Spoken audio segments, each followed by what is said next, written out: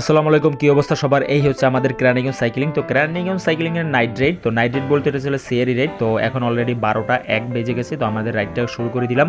আর আমাদের রাইডের মিটিং পয়েন্টটা হয়েছিল জনি টাওয়ার। আর এই হচ্ছে আমাদের সান্টু ভাই। তো সান্টু ভাই হচ্ছে রাইডের হচ্ছে লিড দিচ্ছে, তো উনি আমাদের হচ্ছে ব্রিফিং দিচ্ছে। আর এই মুহূর্তে আমরা চলে আসলাম আটি বাজারের দিকে। আর এখানে আরও অনেক মেম্বাররা আসছে। আর নাইট রাইডে চা না হলেই নয়।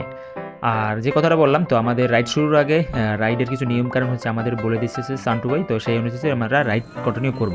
আর অলরেডি হচ্ছে আমরা রাইড কন্টিনিউ শুরু করে দিলাম। আর এখানে আরও বেশ কয়েকটা গ্রুপ আসছে আমাদের সাথে রাইড দেওয়ার জন্য। তো টোটালি সব কিছু নিয়ে অসাধারণ লাগতেছে, কারণ বুঝতেই পারতেছে যে নাইট রাইডগুলো অসাধারণ হয়ে থাকে সবসময়। এর মধ্যে হচ্ছে আমাদের এটা ছিল সেরি রাইড।